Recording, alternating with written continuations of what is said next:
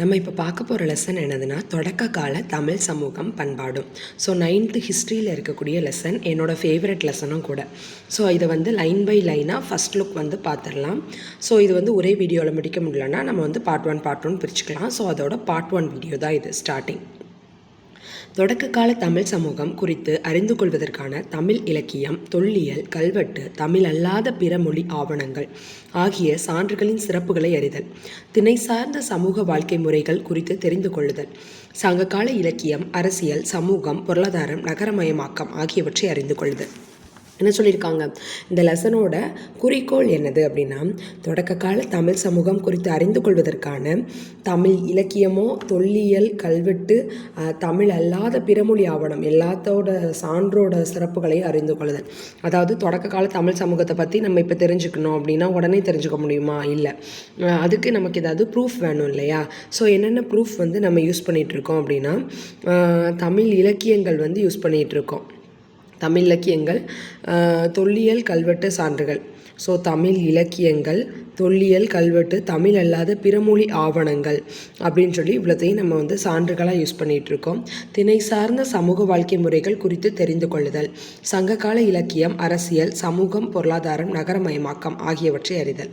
So என்ன சொல்லியிருக்காங்க, திணை சார்ந்த இலக்கியம், அரசியல், சமூகம், பொருளாதாரம், நகரமயமாக்கம் ஆகியவற்றை அறிந்து கொள்ளுதல் அப்படின்னு சொல்லியிருக்காங்க. ஸோ தொடக்க கால தமிழ் சமூகத்தோட பண்பாடு, சமூகமும் பண்பாடும். தொடக்கால தமிழ் சமூகம் குறித்து அறிந்து கொள்றதுக்கு ஃபஸ்ட் நமக்கு வந்து ப்ரூஃப்ஸ் தேவை. என்னென்ன ப்ரூஃப்லாம் நமக்கு கிடச்சிருக்கு அப்படின்னா, தமிழில் நிறைய இலக்கியங்கள், இப்போ 10 பாட்டாக இருக்கலாம், 8 தொகையாக இருக்கலாம், முன்னாடி தமிழ் சமூகம் எப்படி இருந்துச்சு, என்னென்ன பண்ணாங்கன்னு சொல்லி நமக்கு சொல்லுது. ப்ளஸ் தொல்லியல் சான்றுகள் நிறைய அகழாய்வு மூலமாக கிடைக்குது இல்லையா, அது எல்லாமே. ப்ளஸ் கல்வெட்டுக்கள், எல்லா கோயிலில் கிடச்ச கல்வெட்டுக்கள், கோவில் அல்லாத இடங்களில் கிடச்ச கல்வெட்டுக்கள், தமிழ் அல்லாத பிறமொழி ஆவணங்கள், இன்னும் நிறையா பிறமொழி ஆவணங்கள் அப்படின்னு சொல்லி இது எல்லாமே நமக்கு சான்றுகளாக கிடச்சிருக்கு. அந்த சான்றுகளை பற்றி அறிஞ்சிக்கிறது. திணை சார்ந்த சமூக வாழ்க்கை முறைகள் குறித்து தெரிந்து கொள்ளுதல். திணைனா என்னது? ஐந்திணை சொல்லுவோம் இல்லையா, அன்பின் ஐந்திணை. என்னதெல்லாம்? குறிஞ்சி, முல்லை, மருதம், நெய்தல், பாலை. ஸோ அதோட சமூக வாழ்க்கை முறைகளை தெரிந்து கொள்ளுதல். சங்ககால இலக்கியம், அரசியல், சமூகம், பொருளாதாரம், நகரமயமாக்கம் ஆகியவற்றை அறிதல்.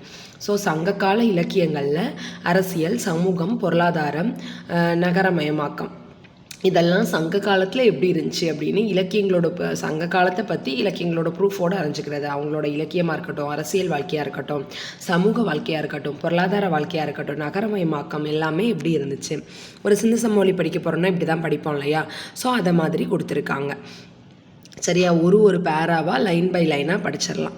சமூக அதாவது ஃபஸ்ட்டு அறிமுகம். கிமு பொது ஆண்டுக்கு முன் 3ஆம் நூற்றாண்டுக்கு முன்பிருந்தே தமிழ் பண்பாடு தோன்றிவிட்டது. ஸோ இது ரொம்ப ரொம்ப இம்பார்ட்டன்ட். எப்போ இருந்து தோன்றியிருக்கு தமிழ் பண்பாடு? 3ஆம் நூற்றாண்டுக்கு முன்பிருந்தே தமிழ் பண்பாடு தோன்றிவிட்டது. தமிழகத்து வணிகர்களும் கடலோடிகளும் கடல் கடந்த நாடுகளுடன் வணிக தொடர்புகளையும் பண்பாட்டு தொடர்புகளையும் கொண்டிருந்தனர். தமிழ்நாட்டில் இருந்த வணிகர்கள், கடலோடிகள் என்ன பண்ணியிருக்காங்க? கடல் கடந்த நாடுகளோட வணிக தொடர்பையும் பண்பாட்டு தொடர்பையும் கொண்டிருந்தாங்களாம். வெளிநாட்டு வணிகர்கள் கடல் வழியே தமிழகத்துக்கு வந்து போயினர். வெளிநாட்டினருடன் ஏற்பட்ட பண்பாட்டு தொடர்புகளும் வணிக நடவடிக்கைகளும் தமிழகத்தின் உள்நாட்டு உற்பத்தி வளர்ச்சியையும் வாழ்க்கை முறைகளையும் இணைத்து தமிழ்நாட்டில் முதல் நகரமயமாதல் உருவானது. அதாவது வெளிநாட்டுக்காரங்க கடல் வழியே வந்து இங்கே தங்குறாங்க. ஸோ அவங்களோட ஒரு பண்பாட்டு தொடர்பு ஏற்படுது, வணிக நடவடிக்கை ஏற்படுது. ஸோ தமிழகத்தில் உள்நாட்டு உற்பத்தி வந்து வளர்ச்சி அடைகிறதுக்கு, வாழ்க்கை முறைகள் வந்து டெவலப் ஆகிறதுக்கு, முதல் நகரமயமாதல் உருவாகிறதுக்கு இது வந்து நமக்கு என்ன பண்ணுது? ஹெல்ப் பண்ணுது அப்படின்னு கூட நம்ம சொல்லிக்கலாம். ஸோ தமிழ்நாட்டில் முதல் நகரமயமாதல் உருவானது அப்படின்னு சொல்லிக்கலாம். அடுத்தது, தலைநகரங்களும் துறைமுக பட்டினங்களும் தோன்றின. நாணயங்களும் பணமும் புழக்கத்திற்கு வந்தன. நிறைய தலைநகரங்கள் உருவாச்சு, துறைமுக பட்டணங்கள் உருவாச்சு. ஏன்னா அப்போ தான் நம்ம வந்து கடல் கப்பல் மூலமாக போயிட்டு வர முடியும் இல்லையா? ஸோ நிறைய துறைமுக பட்டணங்கள் உருவாயிருக்கு. நாணயங்களும் பணமும் புழக்கத்திற்கு வந்தன. தமிழ் பிராமி என்ற வரி வடிவத்தில் தமிழ் மொழி முதலில் எழுதப்பட்டது. ஸோ இது வந்து ரொம்ப ரொம்ப இம்பார்ட்டன்ட். தமிழ் பிராமி அப்படிங்கிற வரி வடிவத்தில் தான் தமிழ் வந்து ஃபஸ்ட்டு எழுதப்பட்டது அப்படின்னு சொல்லிட்டாங்க. ஆவணங்கள் உருவாக்கப்பட்டன, செம்மொழி தமிழ் செய்யுள்கள் இயற்றப்பட்டன அப்படின்னு சொல்லிட்டாங்க. ஸோ இதில் என்ன சொல்லியிருக்காங்க, கிமு பொது ஆண்டுக்கு முன் 3ஆம் நூற்றாண்டுக்கு முன்னாடி இருந்தே தமிழ் பண்பாடு வந்து தோன்றிடுச்சு. தமிழகத்தில் இருக்கக்கூடிய வணிகர்களும் எல்லா வெளிநாட்டு வணிகர்களோட ஒரு வணிக தொடர்போடு இருந்திருக்காங்க. ஸோ இதில் இம்பார்ட்டன்ஸை மட்டும் பார்த்தோம் அப்படின்னா, மொதல் லைன் ரொம்ப ரொம்ப இம்பார்ட்டன்ட். கிமு பொது ஆண்டுக்கு முன்னாடி 3ஆம் நூற்றாண்டில் இருந்தே தமிழ் பண்பாடு தொடங்கிவிட்டது அப்படின்னு சொல்லிட்டாங்க. ஸோ 201 தொடங்கியிருக்கு 3ஆம் நூற்றாண்டுங்கம்ச்சில் 299 வரையும். வெளிநாட்டினருடன் ஏற்பட்ட பண்பாட்டு தொடர்புகளும் வணிக நடவடிக்கைகளும் தமிழகத்தின் உள்நாட்டு உற்பத்தி வளர்ச்சியையும் வாழ்க்கை முறைகளையும் இணைத்து தமிழ்நாட்டில் முதல் நகரமயமாதல் உருவானது. இப்படி தான் தமிழ்நாட்டில் வந்து ஃபஸ்ட் நகரமயமாதல் உருவாயிருக்கு, வெளிநாட்டுக்காரங்களோட ஒரு பண்பாட்டு தொடர்பு ஏற்பட்டனால. நிறைய தலைநகரங்களும் துறைமுக பட்டணங்களும் உருவாயிருக்கு. நாணயங்களும் பணமும் புழக்கத்திற்கு வந்தன. தமிழ் பிராமி என்ற வரி வடிவத்தில் தமிழ் மொழி முதலில் எழுதப்பட்டது.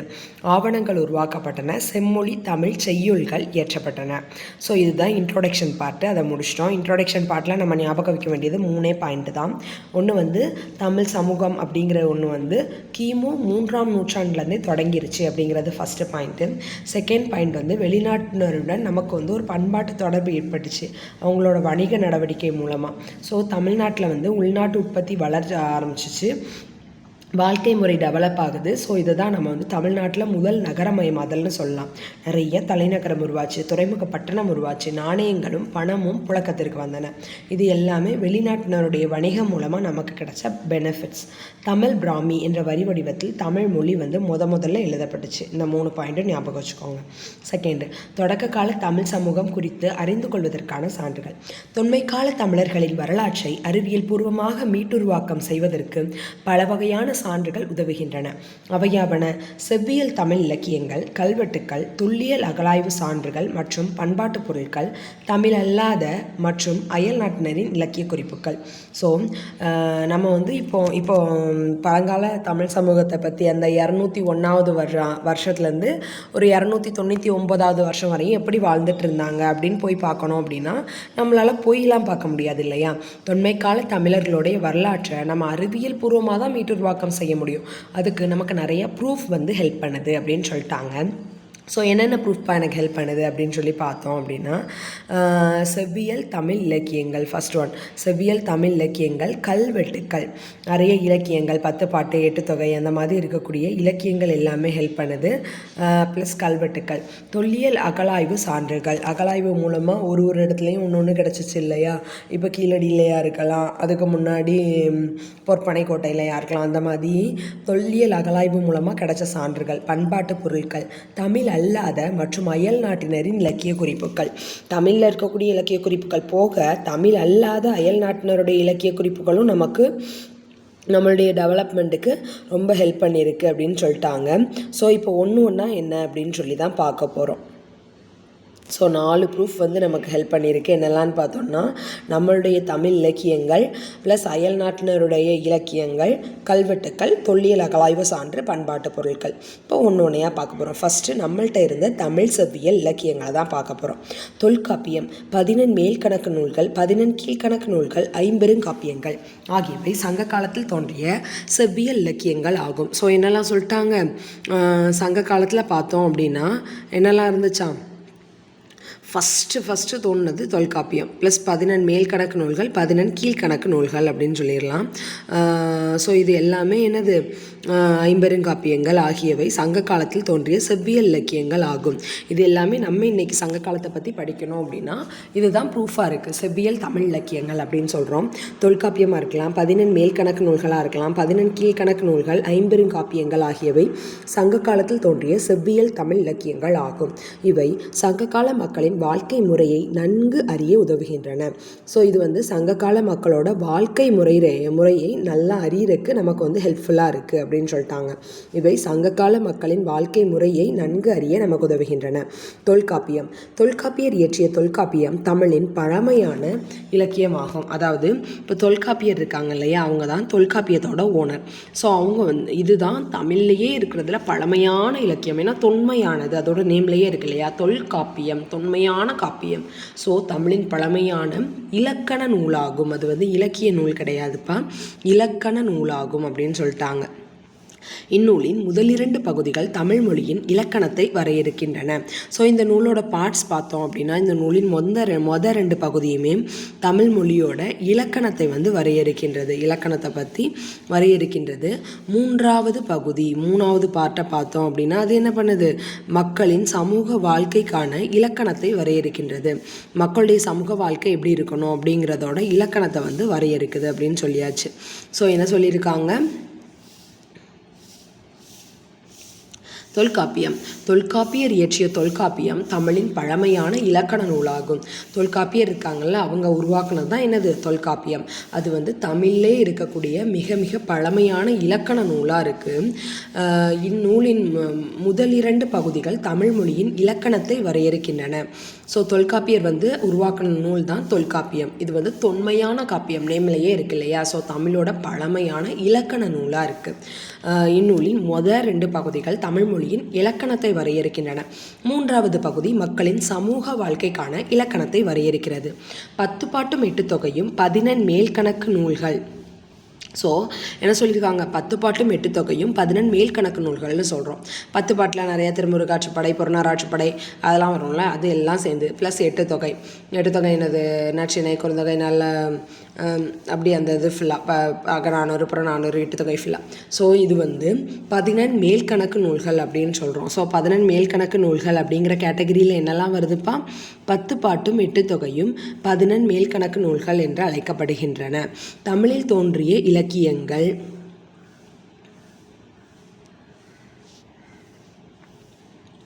10 பாட்டும் 8 தொகையும் தமிழில் 14 மேல்கணக்கு நூல்கள் அப்படின்னு அழைக்கப்படுது. தமிழில் தோன்றிய இலக்கியங்களில் காலத்தால் முற்பட்ட இலக்கியங்கள் இவை. 14 கீழ்கணக்கு நூல்கள் காலத்தால் பிந்தியவை. ஸோ தமிழில் வந்து 2 கேட்டகரியாக இருக்குது. ஒன்று 14 மேல்கணக்கு நூல்கள், அது வந்து காலத்துக்கு முற்பட்ட இலக்கியங்கள், ரொம்ப ஓல்டு அப்படின்னு சொல்லிட்டாங்க. அப்புறமா தோணுது 14 கீழ்கணக்கு நூல்கள். 14 கீழ்கணக்கு நூல்களில் தான் என்னெல்லாம் வரும், நாலடியார், திருக்குறள், அது எல்லாமே வரும் இல்லையா. ஸோ 14 கீழ்கணக்கு நூல்கள் காலத்தால் பிந்தியவை. நல்லா எல்லாரும் 2000 நூற்றாண்டில் தான் எழுதியிருப்பாங்க. ஸோ அது எல்லாமே நமக்கு எல்லாருக்குமே தெரிஞ்சது. திருவள்ளுவருடைய காலத்தில் இயற்றப்பட்டது அது மாதிரி இருக்கிறது 14 கீழ்கணக்கு நூல்கள்னு சொல்லிட்டாங்க. இப்போ 8 தொகை நூல்கள் ஆவன.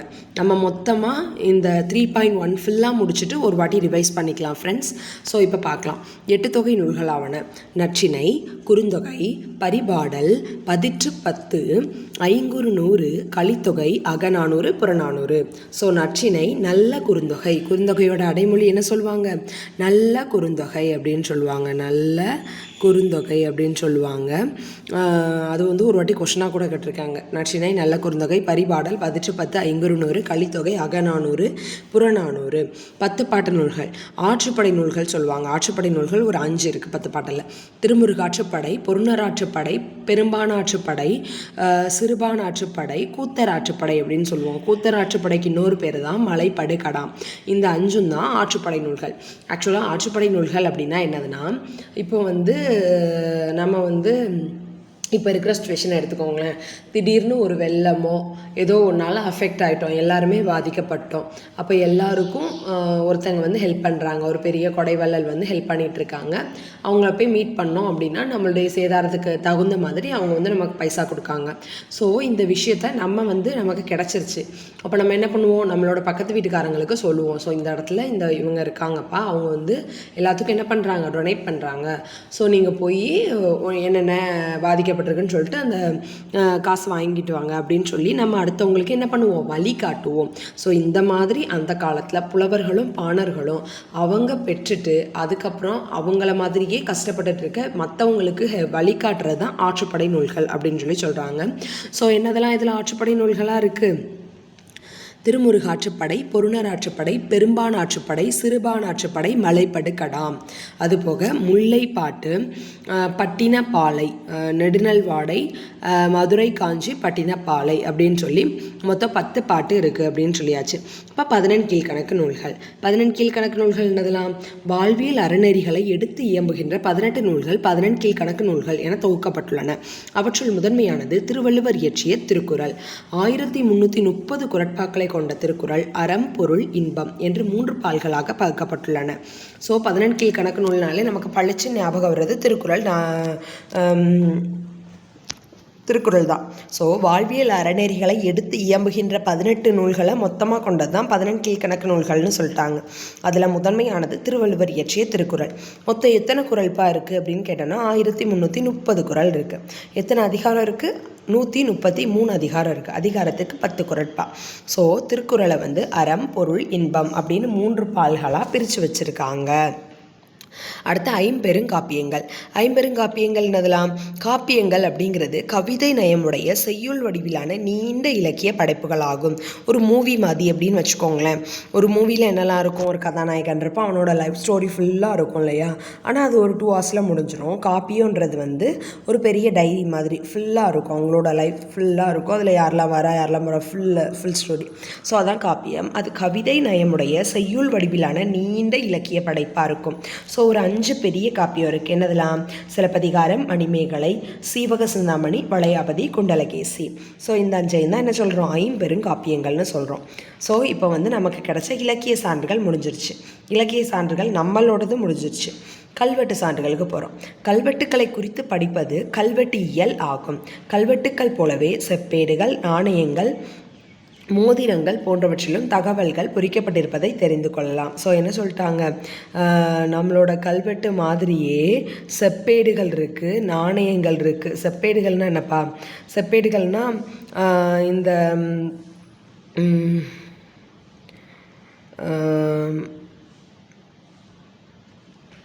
செப்பேட்னா படத்துலலாம் பார்த்துருப்பீங்கல்ல, பட்டயம் மாதிரி வச்சுருப்பாங்க. அது இரும்பில் இருக்கும். அதில் என்ன பண்ணியிருப்பாங்க? எழுதியிருப்பாங்க, தகடு மாதிரி அதில் எழுதியிருப்பாங்க. ஆனால் அது எதுவுமே ரீட் பண்ணுறதுக்கு தெரியாது. ஸோ சுண்ணாம்பு அதில் தடவி ரீட் பண்ணாங்கன்னா தெரியும். ஸோ படத்துலலாம் பார்த்துருப்போம். ஸோ கல்வெட்டுக்களை குறித்து படிப்பது கல்வெட்டியல். கல்வெட்டுக்கள் மாதிரியே செப்பேடுகள், நாணயங்கள், மோதிரங்கள் போன்றவற்றிலும் தகவல்கள் பொறிக்கப்பட்டிருப்பதை தெரிந்து கொள்ளலாம். முத்திரை மோதிரங்கள்லாம் இருக்கும்ல, அது இன்னாருடையது, இவங்க காலத்தை சேர்ந்தது, இவங்க வெற்றி பெற்று வாங்கினது, ஸோ இது இவங்களுக்கு உரியது அப்படிங்கிற மாதிரி அதில் கூட தகவல்கள் இருக்குது அப்படின்னு சொல்லியிருக்காங்க. அதே மாதிரி மொழியின் வரி வடிவம் தோன்றிய காலமே வரலாற்றின் தொடக்க காலம் எனப்படும். இப்படி நம்ம நமக்கு கிடைச்ச தகவல்களை கல்வெட்டுகளாவோ, செப்பேடுகளாவோ, நாணயங்களாவோ, மோதிரங்களாவோ பதிச்சு வச்சோம் இல்லையா? ஸோ இதை தான் வரலாற்றின் தொடக்க காலம்னு சொல்கிறோம். மொழியின் வரி வடிவம் தோன்றிய காலமே வரலாற்றின் தொடக்க காலம் அப்படின்னு சொல்லிட்டாங்க. ஸோ கல்வெட்டுகளை குறித்து படித்தோம் அப்படின்னா அதான் கல்வெட்டியல். நாட் ஒன்லி கல்வெட்டுக்கள் மாதிரியே செப்பேடுகள், நாணயங்கள், மோதிரங்கள் எல்லாமே. ஸோ மொழியின் வரி வடிவம் தோன்றிய காலம் தான் வரலாற்றின் தொடக்க காலம் அப்படின்னு சொல்லியாச்சு. தமிழ் பிராமி கல்வெட்டுக்கள். தமிழ்நாட்டில் 30க்கும் மேற்பட்ட இடங்களில் தமிழ் பிராமி கல்வெட்டுக்கள் கட்பாறைகளிலும் குகை வாழிடங்களிலும் காணப்படுகின்றன. சமண துறவிகள் இக்குகைகளை பெரும்பாலும் தமது வாழிடங்களாக கொண்டிருந்தனர். ஸோ என்னதான் தமிழ்நாட்டில் பிராமி கல்வெட்டுக்கள் எங்கெல்லாம் கிடச்சிச்சு அப்படின்னு பார்த்தோம்னா 30க்கும் மேற்பட்ட இடங்களில் தமிழ் பிராமி கல்வெட்டுக்கள் கிடச்சிருக்கு. 30க்கும் மேற்பட்ட இடங்களில் தமிழ் பிராமி கல்வெட்டுக்கள் கிடச்சிருக்கு. எங்கெல்லாம் கிடச்சிருக்குப்பா? கல்பாறையில் கிடச்சிருக்கு, குகை வாழிடத்தில் கிடச்சிருக்கு. சமண துறவிகள் இக்குகைகளை பெரும்பாலும் தமது வாழிடங்களாக கொண்டிருந்தனர். கழுகு மலையிலலாம் பார்த்தோம்னா அந்த சமண துறவிகளோட வாழிடமாக இருக்கும். ஸோ சமண துறவிகள் பெரும்பாலும் இக்குகைகளை தமது வாழிடங்களாக கொண்டிருந்தனர் அப்படின்னு சொல்லியாச்சு. இயற்கையாக அமைந்த மலை குகைகளின் விளிம்பில் மழைநீர் வழிந்து வெளியேறுவதற்காக சிறிய பகுதியை வெட்டி கொடுங்கை அல்லது வாரி போன்று செதுக்கி இருந்தனர். ஸோ மலை குகை இருக்கும். ஸோ அந்த மலை குகையில் விளிம்பில் அப்படி தண்ணீர் வழியும் இல்லையா? ஸோ அது ஈஸியாக வழிஞ்சு வெளியேறணும் அப்படிங்கிறக்காண்டி அந்த மழைநீர் வழிந்து வெளியேறுவதற்காக சிறிய பகுதியை வெட்டி கொடுங்கை அல்லது வாரி போன்று செதுக்கி இருந்தனர், அப்படியே வழிஞ்சு ஓடுற மாதிரி. இதற்கு கீழே தான் பெரும்பாலான கல்வெட்டுக்கள் காணப்படுகின்றன. ஸோ அந்த இடத்துல தண்ணி எதுவுமே படாது இல்லையா? அந்த இடத்துல தான் என்ன பண்ணியிருக்காங்க? பெரும்பாலான கல்வெட்டுக்களை எழுதி வச்சுருக்காங்க அப்படின்னு சொல்லியாச்சு. குகைகளில் உட்புறத்தில் வலுவழுப்பான படுக்கைகளை பாறைகளிலே செதுக்கி உருவாக்கி இருந்தனர். அவங்க படுத்துக்கணும் அப்படிங்கிறக்காண்டி சின்ன பெட்டு மாதிரி உருவாக்கி வச்சுருந்துருக்காங்க பாறையிலேன்னு. ஸோ உலகியல் வாழ்வை துறந்து குகைகளில் வாழ்ந்த துறவிகளுக்கு அரசர்களும் வணிகர்களும் இயற்கையாக அமைந்த குகைகளை வாழிடங்களாக மாற்றி உதவினர். ஸோ அவங்க வந்து தங்கணும் அப்படிங்கிறக்காண்டி இயற்கையாக இருந்த குகைகளை வந்து அவங்களுக்கு ஏற்ற மாதிரி வாழிடங்களாக மாற்றி கொடுக்குறதுல அரசர்களாக இருக்கட்டும், வணிகர்களாக இருக்கட்டும், இயற்கையாகவே அவங்க வந்து ஹெல்ப் பண்ணாங்க அப்படின்னு சொல்லிட்டாங்க. யார்? அரசர்களும் வணிகர்களும் வந்து ஹெல்ப் பண்ணாங்க அப்படின்றது தெரியுது. தமிழ்நாட்டில் மாங்குளம், முத்துப்பட்டி, புகழூர், அரச்சலூர், கொங்கர் புளியங்குளம். தமிழ்நாட்டில் பார்த்தோம்னா மாங்குளம், முத்துப்பட்டி, புகழூர், அரச்சலூர், கொங்கர் புளியங்குளம் ப்ளஸ் ஜம்பை, மதுரை உள்ளிட்ட பல இடங்களில் உள்ள குகை வாழிடங்களில் தமிழ் பிராமி கல்வெட்டுக்களை இன்றும் காணலாம். பெரும்பாலான குகை வாழிடங்கள் பண்டைய கால வணிக வழிகளில் அமைந்துள்ளன. குறிப்பு: பண்டைய கல்வெட்டுக்கள் சிலவற்றில் மக்கள், உள்ளூர்காரர்கள், சுற்றுலா பயணிகள் தங்களுடைய பெயர்களை எழுதியோ அல்லது செதுக்கியோ அவற்றை பால்படுத்தியுள்ளதை நீங்கள் பார்த்து இருக்கலாம். அவ்வாறு பாரம்பரிய பொது சொத்துக்களை அல்லது மற்றவர்களின் சொத்துக்களை நாசம் செய்வது நாச வேலைகள் என்று அழைக்கப்படுகிறது. ஸோ நம்மளுடைய பேரும் நிலச்சி நிற்கணும்னு சொல்லி அதில் எழுதணுன்ற மாதிரி கில்லி படத்தில் எழுதுவாங்க இல்லையா, அந்த லைட் ஹவுஸில், அந்த மாதிரிலாம் கல்வெட்டுக்களில் நிறைய எழுதி வச்சுருக்காங்க. ஸோ அதுக்கு பேர் தான் நாச வேலை அப்படின்னு சொல்கிறாங்க. அது மூலமாக அதில் எழுதியிருக்க குறிப்புகள் வந்து தெளிவுபடாமல் போகலாம்.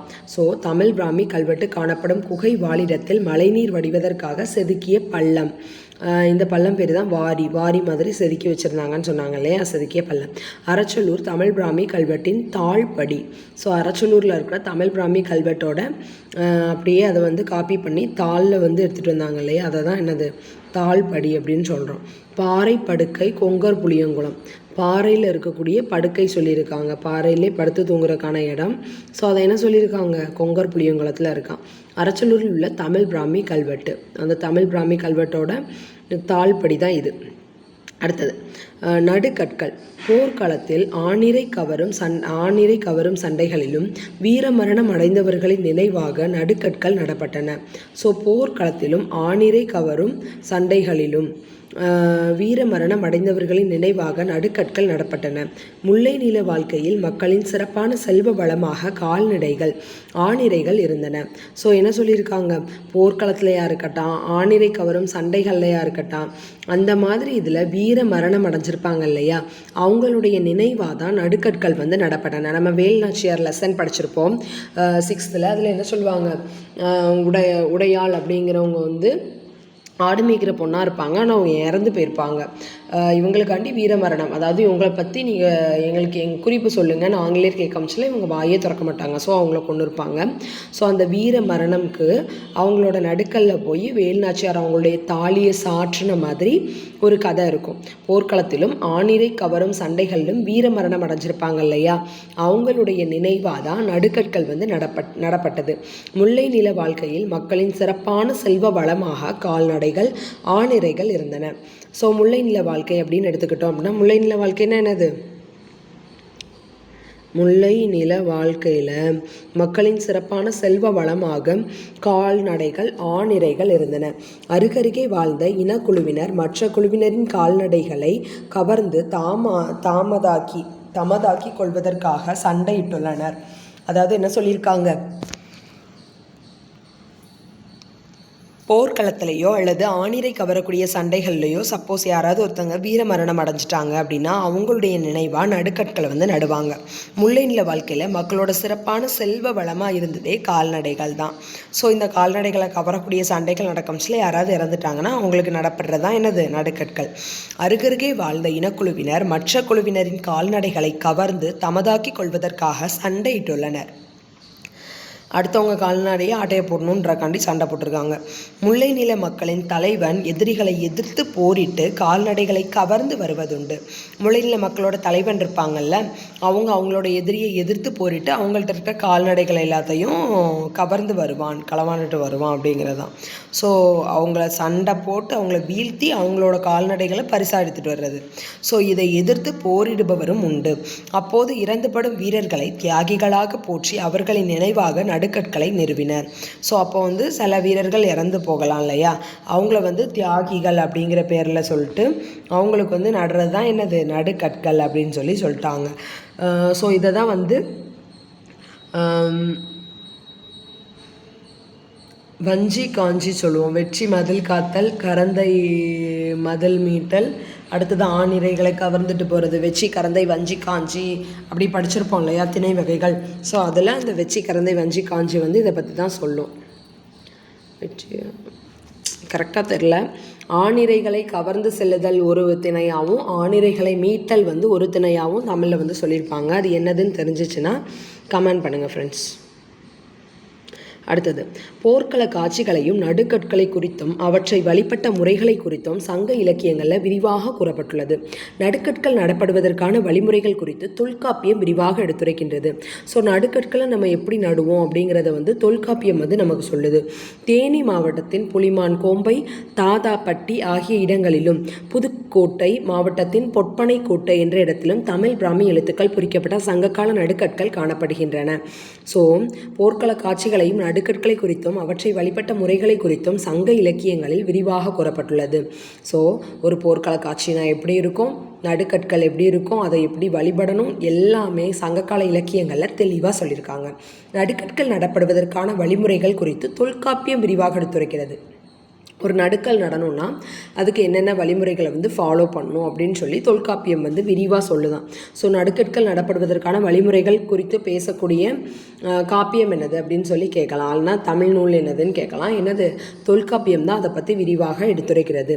தேனி மாவட்டத்தின் புலிமான் கோம்பை, தாதாப்பட்டி ஆகிய இடங்களிலும் புதுக்கோட்டை மாவட்டத்தின் பொற்பனை கோட்டை. ஸோ இது எந்தெந்த டிஸ்ட்ரிக்ட்னு மேட்ச்சில் நமக்கு அப்படியே வச்சுருவான். தேனி அப்படிங்கிறது என்னது, புலிமான் கோம்பை. தேனியில் என்ன இருக்கும், புலி இருக்கும், புலியும் மானும் இருக்குப்பா. புலிமான் கோம்பை. தாதாப்பட்டி, புலிமான்ட்டு விலங்குகளெல்லாம் காப்பாற்றணும் அப்படிங்கிறக்கு யார் அதை மேய்ச்சிட்டு போகிறா, தாத்தா தான் மேய்ச்சிட்டு போவாங்க. ஸோ புதுக்கோட்டை, புதுக்கோட்டையில் என்ன இருக்குது, புதுக்கோட்டை மாவட்டத்தில் பொற்பனை கோட்டை. பொற்பனை கோட்டை, புதுக்கோட்டை பொற்பனை கோட்டை. கோட்டை கோட்டை வந்துருச்சா. என்ற இடத்திலும் தமிழ் பிராமி எழுத்துக்கள் பொறிக்கப்பட்ட சங்ககால நடுக்கற்கள் காணப்படுகின்றன. ஸோ தமிழ் பிராமி எழுத்துக்கள் பொறிக்கப்பட்ட சங்ககால நடுக்கற்கள் வந்து இந்த இடங்களில் காணப்படுவது. தேனி மாவட்டத்தில் புலிமான் கோம்பை, தாதாப்பட்டி. புதுக்கோட்டை மாவட்டத்தில் பொற்பனை கோட்டை என்ற இடத்திலும் தமிழ் பிராமி எழுத்துக்கள் பொறிக்கப்பட்ட சங்ககால நடுக்கற்கள் காணப்படுகின்றன அப்படின்னு சொல்லியாச்சு. சங்க காலத்தை சார்ந்த நடுக்கற்களில் உருவம் அல்லது சிலைகள் காணப்படவில்லை. சங்க காலத்திற்கு பிறகும் பல்லவர் காலத்திலும் நடப்பட்ட நடுக்கற்கள் முல்லை நில பகுதிகளில் பெரிதும் காணப்படுகின்றன. குறிப்பாக திருவண்ணாமலை மாவட்டத்தில் செங்கம் என்ற ஊரினை சுற்றியுள்ள பகுதிகளில் பரவலாக இத்தகைய நடுக்கற்களை காணலாம். யாருடைய நினைவாக அந்த நடுக்கற்கள் நடப்பட்டனவோ அந்த வீரர்களின் பெயர்கள் பொறிக்கப்பட்டுள்ள வீரர் உருவங்களும் செதுக்கப்பட்டுள்ளன. என்ன சொல்லியிருக்காங்க, சங்க காலத்தை சார்ந்த நடுக்கற்களில் உருவம் அல்லது சிலைகள் காணப்படவில்லை. பழைய நடுக்கற்களில் உருவம் சிலைகள் வந்து இல்லை. சங்க காலத்திற்கு பிறகும் பல்லவர் காலத்தில் நடப்பட்ட நடுக்கற்கள் முல்லை நில பகுதிகளில் பெரிதும் காணப்படுகின்றன. ஸோ பல்லவர் காலத்தில் நடப்பட்ட நடுக்கற்கள் எங்கடா இருக்குது அப்படின்னு பார்த்தோன்னா எங்கே இருக்குது, முல்லை நில பகுதிகளில் நிறைய காணப்படுது. குறிப்பாக திருவண்ணாமலை மாவட்டத்தில் செங்கம் என்ற ஊரினை சுற்றியுள்ள பகுதிகளில் பரவலாக இத்தகைய நடுக்கற்களை காணலாம். யாருடைய நினைவாக அந்த நடுக்கற்கள் நடப்பட்டனவோ அந்த வீரர்களின் பெயர்கள் பொறிக்கப்பட்ட வீரர் உருவங்களும் செதுக்கப்பட்டுள்ளன. ஸோ யாரோட நினைவாக நடுக்கற்களை வந்து நட்டிருக்கோமோ அந்த வீரருடைய பெயர் போட்டிருப்பாங்கப்பா, ப்ளஸ் பொறிக்கப்பட்டு வீரர் உருவங்களும் செதுக்கப்பட்டுள்ளன. சில டைம் வீரருடைய உருவமே அப்படி புடைப்பு சிற்பம் மாதிரி செதுக்கி வச்சுருப்பாங்க. புலிமான் கோம்பை நடுக்கற்கள் பாக்ஸ் பா ரொம்ப ரொம்ப இம்பார்ட்டன்ட். புலிமான் எங்கே இருக்கும், தேனியில் இருக்கும்னு படித்தோம் இல்லையா. ஸோ புலிமான் தேனி மாவட்டத்தின், புலிமான் அப்படின்னு எடுத்துக்கிட்டோன்னா அது எங்கே இருக்குது, தேனி மாவட்டத்தின் வைகை ஆற்று பள்ளத்தாக்கில் உள்ள புலிமான் கோம்பை. ஸோ அதை தான் புலிமான்னு ஆக்கிட்டோம். 2006ஆம் ஆண்டில் இந்த ஊரிலிருந்து தமிழ் பிராமி கல்வெட்டுகளுடன் கூடிய அரிய நடுக்கற்கள் கண்டெடுக்கப்பட்டுள்ளன. எப்போ இது கிடச்சிருக்கு, 2006ஆம் ஆண்டில் தான் கிடச்சிருக்கு. தமிழ் பிராமி கல்வெட்டுகளுடன் கூடிய அரிய நடுக்கற்கள் வந்து கண்டெடுக்கப்பட்டன அப்படின்னு சொல்லியாச்சு. புலிமான் கோம்பையில் கண்டெடுக்கப்பட்டுள்ள கல்வெட்டுக்களில் ஒன்றிய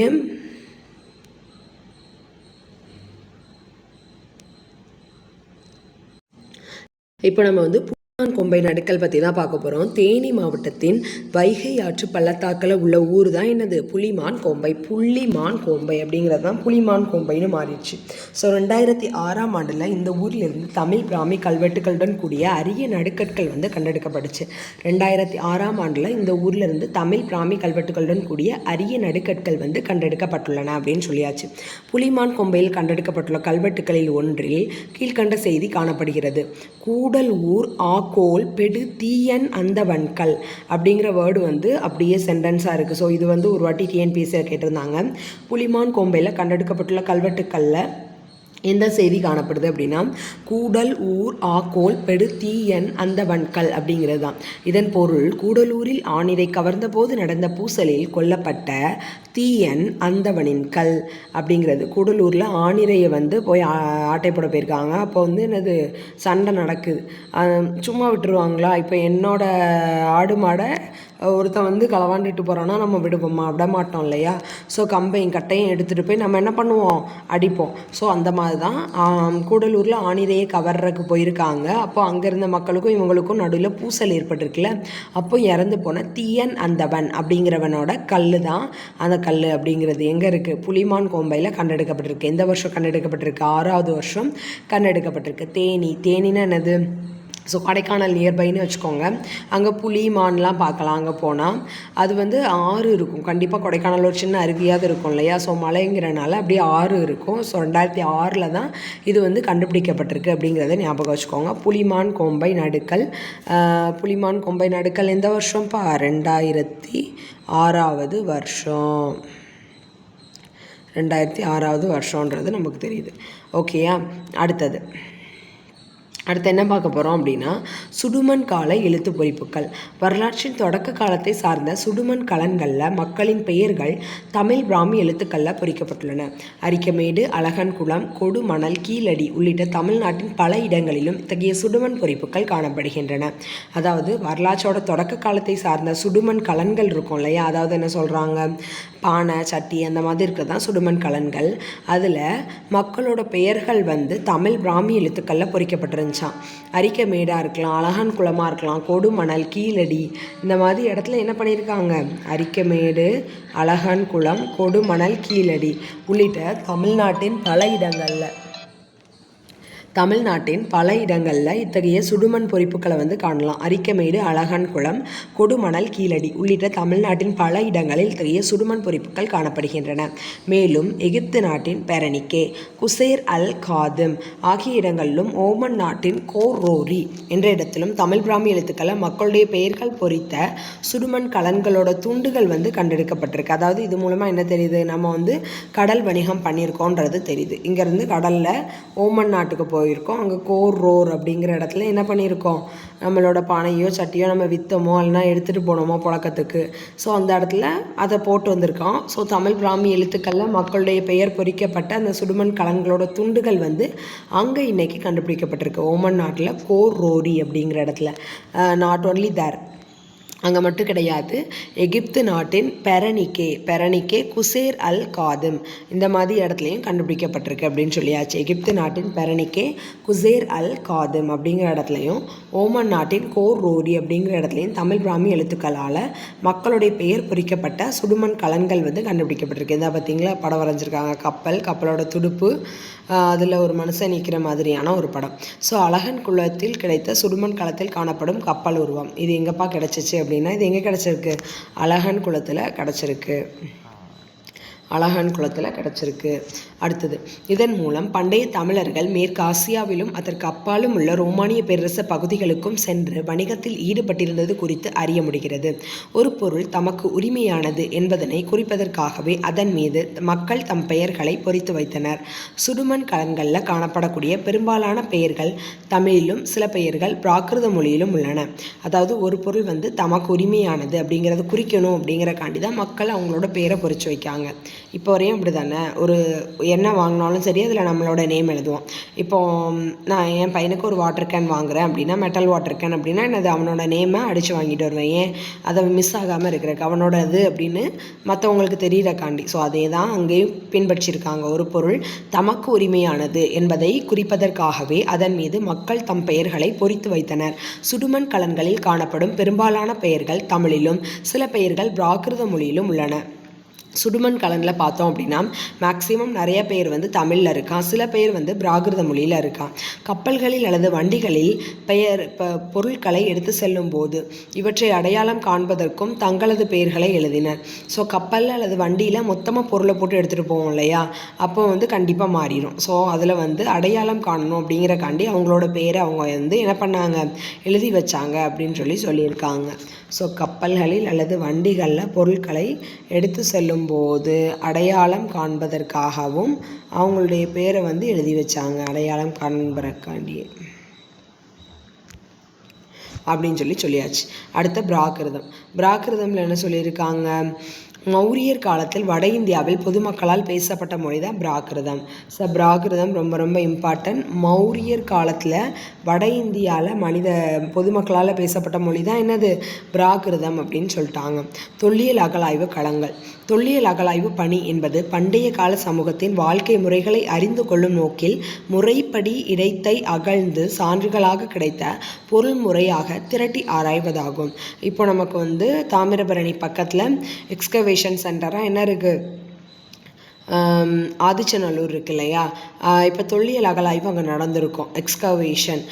ஸோ அந்த பணி வந்து பண்டைய கால சமூகத்தின் வாழ்க்கை முறைகளை வந்து நம்ம அறிஞ்சிக்கிறதுக்கு, அவங்களோட முதுமக்கள் தாலிகள் எப்படி இருந்துச்சு, எந்த மாதிரி ஷேப்பில் யூஸ் பண்ணாங்க, எந்த காலகட்டத்தை சேர்ந்தது, இந்த மாதிரி ஒரு இடத்தை அகழ்ந்து சான்றுகளாக கிடைத்த பொருட்களை முறையாக திரட்டி ஆராய்வது தான் என்னது, தொல்லியல் அகழாய்வு அப்படின்னு சொல்கிறோம். வரலாற்று தொடக்க காலத்தில் வரலாற்றின் தொடக்க காலத்தை சேர்ந்த இடங்களில் மேற்கொள்ளப்பட்ட அகழாய்வுகளின் வழியாக சங்ககால மக்களின் வாழ்க்கை முறை குறித்த சான்றுகள் கிடைத்துள்ளன. ஸோ வரலாற்றோட தொடக்க காலத்தை சேர்ந்த இடங்களில் நம்ம இப்போ போய் அகழாய்வு பண்ணுறோம் இல்லையா, கீழடியாக இருக்கலாம், பொற்பனை கோட்டையாக இருக்கலாம், இந்த மாதிரி இடங்களில் அகழாய்வுகள் மேற்கொள்ளுது. அது வந்து வரலாற்றோட தொடக்க காலத்தை சேர்ந்த சான்றுகள் வந்து நமக்கு கிடைக்கு. சங்ககால மக்களின் வாழ்க்கை முறை குறித்த சான்றுகள் வந்து கிடைக்குது. தமிழ்நாட்டில் அரிக்கமேடு, அழகன்குளம், கீழடி, கொடுமணல், உறையூர், கரூர், காஞ்சிபுரம், காவிரிப்பூம்பட்டினம், கொர்க்கை, வசவசமுத்திரம் ஆகிய இடங்களிலும் கேரளத்தின் பட்டணம் என்ற இடத்திலும் மேற்கொள்ளப்பட்ட அகழாய்வுகளிலிருந்து சங்ககால மக்களின் வாழ்க்கை முறைக்கான பல வகையான தொல்லியல் சான்றுகள் கிட்டியுள்ளன. ஸோ என்ன சொல்லிட்டாங்க, சங்ககால மக்களோட வாழ்வியல் பற்றி நிறைய சான்று வந்து நமக்கு கிடைக்குது. எங்கெங்கேருந்து கிடைக்குது அப்படின்னு பார்த்தோன்னா, எங்கேருந்து கிடைக்குது, தமிழ்நாட்டில் அரிக்கமேடில் ஸ்டார்ட் ஆகுது. தமிழ்நாட்டில் அரிக்கமேடு, அழகன்குளம், கீழடி, கொடுமணல், உறையூர், கரூர், காஞ்சிபுரம், காவிரிப்பூம்பட்டினம். கரூர், காஞ்சிபுரம், காவிரிப்பூம்பட்டினம், கீழடி எல்லாமே வந்து காவரிசை. கொர்க்கை, கொடுமணல் இதுவும் காவரிசை தான். கொர்க்கை, கொடுமணல் இதுவும் காவரிசை தான். அழகன்குளம், உறையூர் இது மட்டும் உயிரெழுத்துக்களில் தொடங்குது. வசவசமுத்திரம் எக்ஸ்ட்ரா இருக்குது, மீதி இருக்க எல்லாமே காவரிசை தான். என்ன சொல்லலாம், கரூர், காஞ்சிபுரம், காவிரிப்பூம்பட்டினம், கீழடி, கொர்க்கை, கொடுமணல், கொர்க்கை. கரூர், காஞ்சிபுரம், காவிரிப்பூம்பட்டினம், கொடுமணல், கொர்க்கை. ஸோ அழகன்குளம், உறையூர், வசவசமுத்திரம் இவ்வளோ இடமும் தமிழ்நாட்டில். கேரளாவில் பார்த்தோம் அப்படின்னா, கேரளாவில் பட்டணம் என்ற இடத்தில் அகழாய்வு வந்து மேற்கொள்ளப்பட்டிருக்கு அப்படின்னு சொல்லிட்டாங்க. கேரளாவில் எங்கே, பட்டணம் அப்படிங்கிற இடத்துல, கேரளத்தில் பட்டணம் என்ற இடத்திலும் மேற்கொள்ளப்பட்டது அப்படின்னு சொல்லிட்டாங்க. சங்ககால மக்களின் வாழ்க்கை முறைக்கான பல வகையான தொல்லியல் சான்றுகள் கிட்டியுள்ளன. புதுச்சேரிக்கு அருகில் உள்ள அரிக்கமேடு என்ற இடம் இந்திய தொல்லியல் ஆய்வுத்துறையின் அகழாய்வு செய்த சங்ககால துறைமுகப்பட்டினம் ஆகும். புதுச்சேரிக்கு பக்கத்தில் அரிக்கமேடு அப்படிங்கிற இடம் இருக்குது. அது வந்து தமிழ்நாட்டை தாண்டி வெளியே இல்லையா, ஸோ தனியாக கொடுத்துருக்காங்க. புதுச்சேரிக்கு அருகில் உள்ள அரிக்கமேடு என்ற இடம் இந்திய தொல்லியல் ஆய்வுத்துறையினர்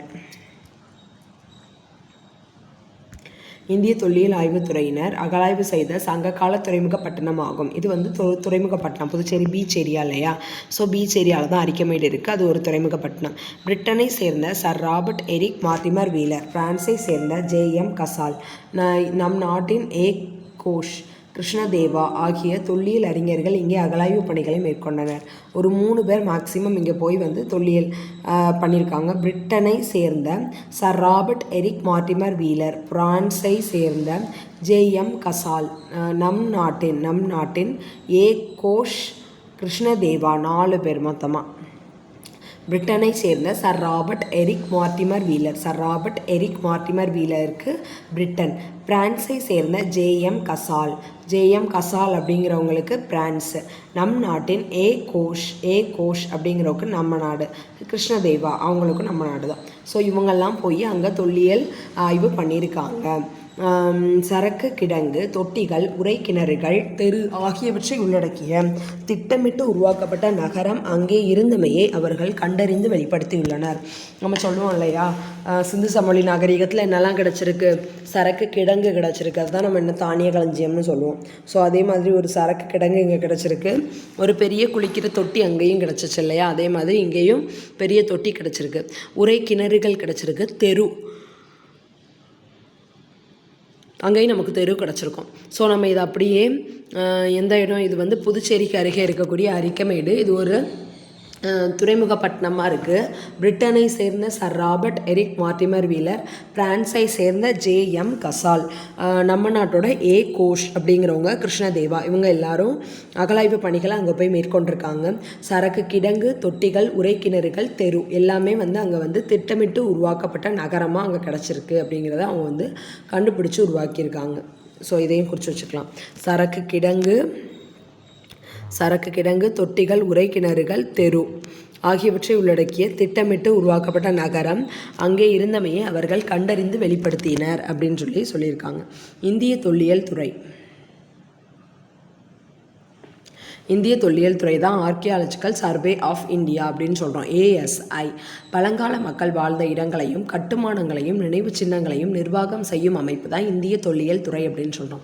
பழங்கால மக்கள் வாழ்ந்துட்டு இருந்த இடம், அவங்களோட கட்டுமானம், அவங்களோட நினைவு சின்னங்கள், அவங்களுடைய நிர்வாகம் எல்லாத்தையுமே நிர்வாகம் செய்யக்கூடிய இடம், அதுதான் இந்திய தொல்லியல் துறை அப்படின்னு சொல்கிறோம். இது மத்திய அரசின் கட்டுப்பாட்டின் கீழ் இயங்குகிறது.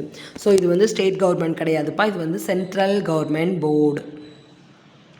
இது மத்திய அரசின் கட்டுப்பாட்டின் கீழ் இயங்குகிறது. என்னது? ASI அப்படிங்கிறது. தமிழக அரசின் கீழ் தமிழ்நாடு தொல்லியல் துறை இயங்குகிறது. தமிழ்நாடு அரசுக்கு கீழே வந்து தமிழ்நாடு தொல்லியல் துறை வந்து இயங்குது. இந்தியாவில் உள்ள தொல்லியல் பொருட்களை பாதுகாப்பதற்கு இந்திய புதையல் சட்டம் 1878.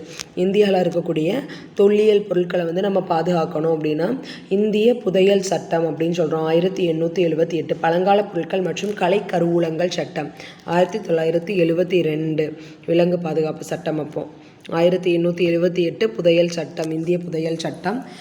பழங்கால பொருட்கள் மற்றும் கலைக்கருவூலங்களின் சட்டம் எப்போ? 1972. பழமை வாய்ந்த நினைவு சின்னங்கள், தொல்லியல் ஆய்வு களங்கள் மற்றும் எஞ்சிய பொருட்கள் சட்டம் 1958. அதாவது என்ன சொல்லியிருக்காங்க, பழமை வாய்ந்த நினைவு சின்னங்கள், தொல்லியல் ஆய்வு களங்கள் மற்றும் எஞ்சிய பொருட்கள் சட்டம் வந்து 1958 ஆகியவை வைக்கப்பட்டுள்ளன. ஸோ 3 சட்டம் இருக்குது. என்னதெல்லாம்? புதையல் சட்டம் ஃபஸ்ட்டு, இந்தியாவில் இருக்கிற தொல்லியல் பொருட்களை பாதுகாக்கணும் அப்படிங்கிறக்காண்டி இந்திய புதையல் சட்டம் 1878. பழங்கால பொருட்கள் மற்றும் கலை கருவூலங்கள் சட்டம் 1972. பழமை வாய்ந்த நினைவு சின்னங்கள், தொல்லியல் ஆய்வுக் களங்கள் மற்றும் எஞ்சிய பொருட்கள் சட்டம் 1958. இது எல்லாமே வகுக்கப்பட்டிருக்கு அப்படின்னு சொல்லிட்டாங்க. பண்பாட்டு பொருட்கள், செங்கற் கட்டுமானங்கள், மணிகள், சங்கு வளையல்கள், அணி புடைப்பு மணிகள், செதுக்கு வேலைப்பாடுகள் கொண்ட பொருட்கள் போன்றவற்றை தொல்லியலாளர்கள் அகழாய்வு மேற்கொண்ட இடங்களில் கண்டறிந்தனர். தமிழ் பிராமி எழுத்துக்கள் கொண்ட சுடுமண் பாண்ட ஓடுகளும் பல வகையான நாணயங்களும் அங்கே கிடைத்துள்ளன.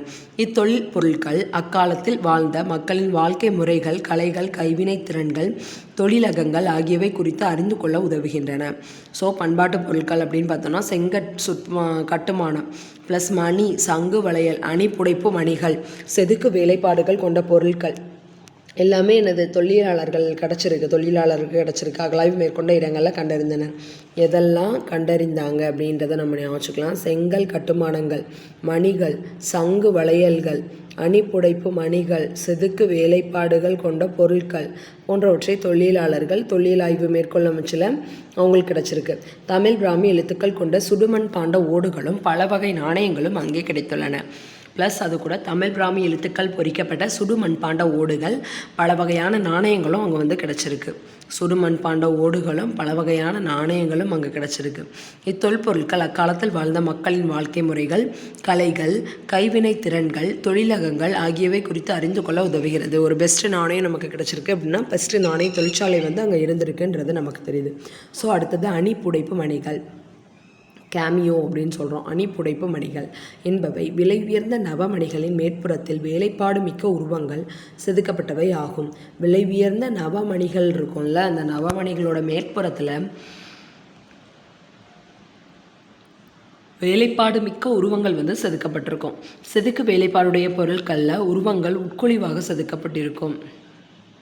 செதுக்கு வேலைப்பாடுகள் கொண்ட அணிகலன்கள் பட்டணம், கேரளா. ஸோ இது எங்கே கிடச்சிச்சு அப்படின்னா பட்டணம், கேரளா அப்படிங்கிற இடத்துல கிடச்சிருக்குன்னு சொல்லிட்டாங்க.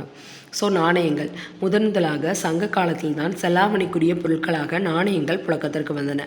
சேர, சோழ, பாண்டிய அரசர்களின் நாணயங்கள், முத்திரை பொறிக்கப்பட்ட நாணயங்கள், ரோமானிய நாணயங்கள் ஆகியவை சங்க காலம் குறித்து அறிந்து கொள்ள உதவும். ஸோ என்னென்ன நாணயங்கள்லாம் நமக்கு சங்க காலம் குறித்து அறிந்து கொள்றதுக்கு ஹெல்ப்ஃபுல்லாக இருக்குது அப்படின்னு பார்த்தோன்னா சேர, சோழ, பாண்டிய அரசர்களின் நாணயங்கள், முத்திரை பொறிக்கப்பட்ட நாணயங்கள், ரோமானிய நாணயங்கள், இது எல்லாமே சங்க காலம் பற்றி நமக்கு அறிந்து கொள்றதுக்கு உதவக்கூடியதாக இருக்குது அப்படின்னு சொல்லிட்டாங்க. கொடுமணல், போடி நாயக்கனூர் ஆகிய ஊர்களில் முத்திரை பொறித்த நாணயங்கள் கிடைத்துள்ளன.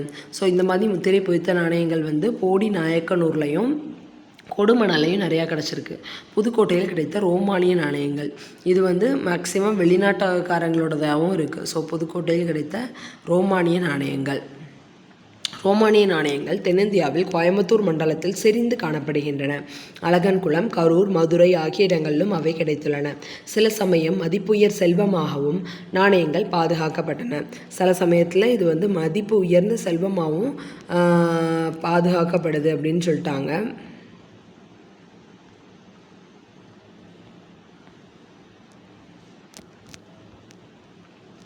இன்னும் ஒரு பேஜ் தான் இருக்குது. அடுத்து என்ன சொல்லியிருக்காங்கன்னா முத்திரை பொறிக்கப்பட்ட நாணயங்கள் கட்டி வடிவிலான தங்கம், வெள்ளி போன்ற மதிப்புமிக்க உலோகங்கள் புள்ளியன் என்று அழைக்கப்பட்டன. ஒரு கட்டி வடிவத்தில் தங்கமோ வெள்ளியோ சேர்த்து வச்சுருக்கோம் அப்படின்னா நம்ம இப்போ தங்க கட்டி வாங்குகிறோம் இல்லையா, அந்த மாதிரி அதை புள்ளியன் அப்படின்னு சொல்லியிருக்காங்க.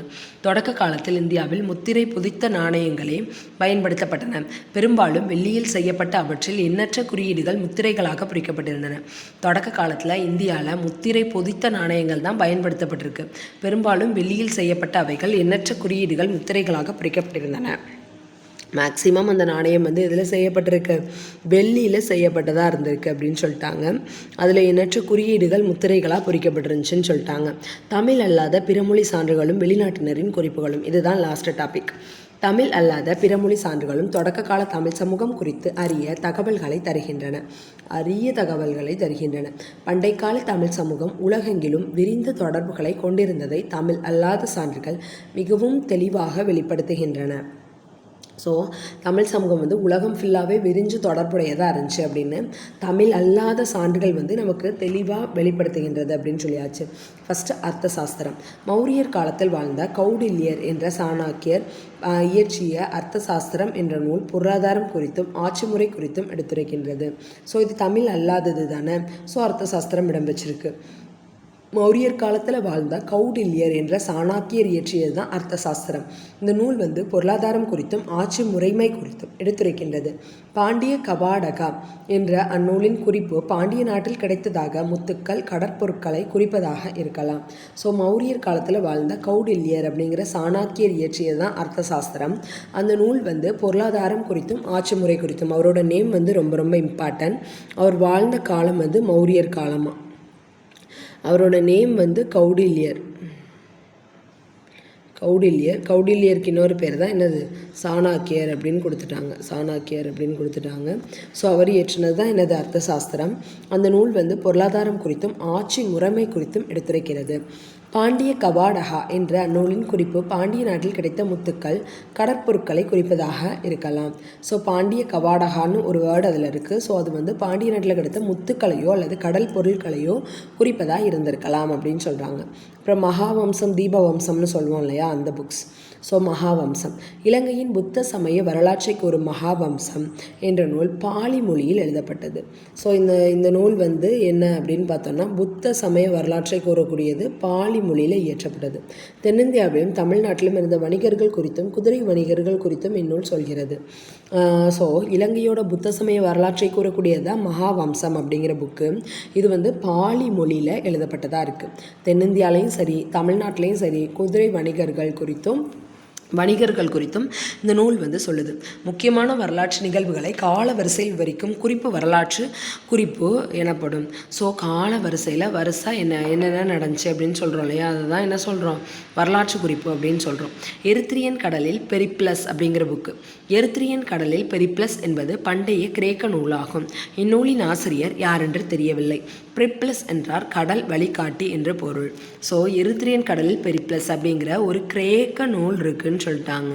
ஸோ அது என்ன நூலாம், கிரேக்க நூல். இந்த நூலோட ஆசிரியர் யாரென்று தெரியவில்லை. சூப்பர், ஆசிரியர் பேர் நம்ம ஞாபகம் வைக்க வேண்டாம்.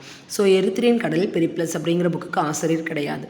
பெரிப்ளஸ் என்றால் கடல் வழிகாட்டி என்பது பொருள்.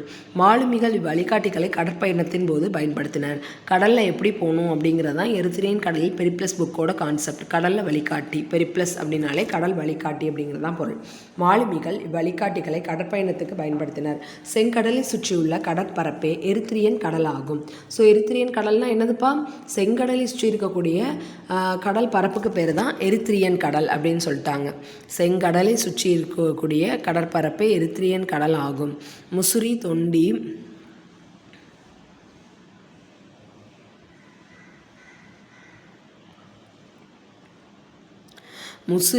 தொண்டி, குமரி, கொற்கை ஆகிய சங்ககால துறைமுக பட்டணங்கள் குறித்தும் சேர பாண்டிய அரசர்கள் குறித்தும் இந்த நூலில் குறிப்புகள் உள்ளன.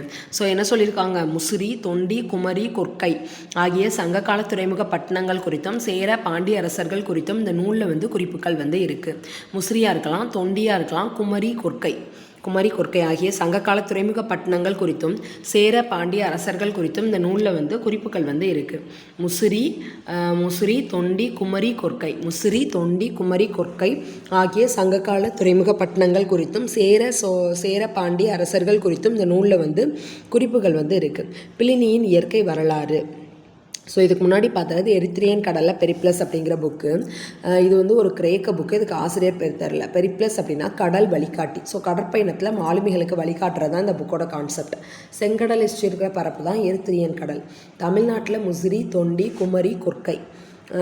ஸோ இந்த சங்ககால துறைமுக பட்டணங்கள் குறித்தும் சேர பாண்டிய அரசர்கள் குறித்தும் இந்த நூலில் வந்து குறிப்புகள் இருக்குது. ஸோ குறிப்பிடப்படாதவங்கன்னு பார்த்தோன்னா சோழர்களை பற்றிய குறிப்புகள் வந்து இந்த புக்கில் இல்லை போல். ஸோ இந்த புக்கில் வந்து குறிப்பிடப்படுறவங்க யார், சேர பாண்டிய அரசர்கள் குறிப்பிடப்படுறாங்க. அடுத்தது பிளினியின் இயற்கை வரலாறு. ரோமானியரான மூத்த பிளினி என்பவர் இயற்கை வரலாறு என்ற நூலை எழுதியுள்ளார். ஸோ யார்ப்பா எழுதினது இந்த இயற்கை வரலாறுங்கிறத, ரோமானியருடைய மூத்த பிளினி அப்படிங்கிறவர் தான் இயற்கை வரலாறு அப்படிங்கிற புக்கை வந்து எழுதியிருக்காரு. லத்தீன் மொழியில் எழுதப்பட்ட இந்நூல் ரோமானிய பேரரசின் இயற்கை வளங்கள் குறித்து விவரிக்கிறது. ஸோ இந்த புக்கு எந்த லாங்குவேஜில் எழுதப்பட்டிருக்குன்னா லத்தீன் மொழியில் எழுதப்பட்டிருக்கு. ரோமானிய பேரரசோட இயற்கை வளங்கள் குறித்து விவரிக்கின்றது.